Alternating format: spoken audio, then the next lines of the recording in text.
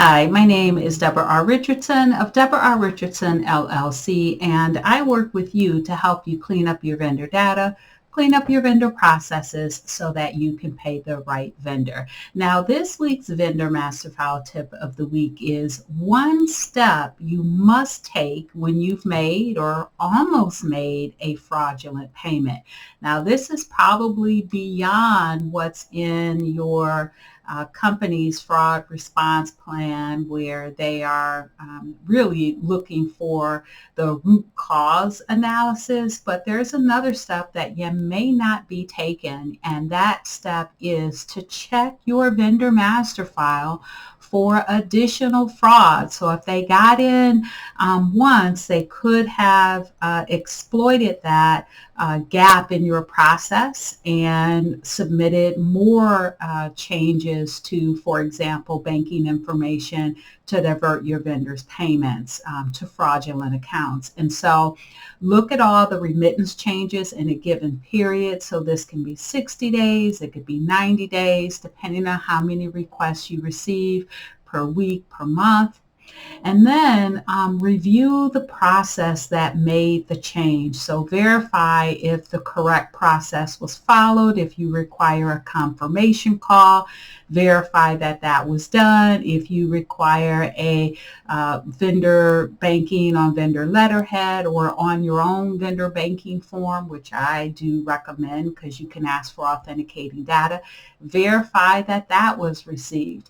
Now, in order to be able to review that process, you do have to make sure that you save wherever you save your vendor supporting documentation, or maybe you attach it to the vendor record. Save the documents that were submitted to make that change, and then also save the validation. So if you did a 10 check, save that. If you did a bank account ownership validation, save that. If you validated the routing number was valid and correct, save that.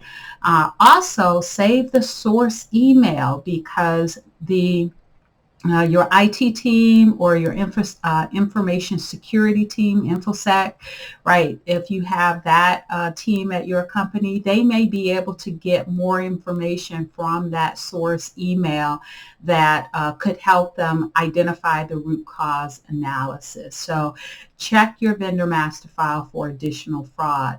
I also recommend that you look at your entire process from end to end and really plug up those gaps that let that fraud in the first place.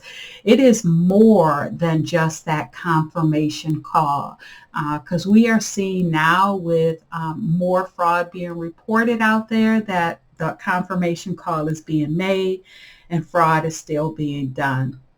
So I will put this link that you see on screen in the show notes so you can look at how you can redesign your vendor process to plug up the gaps.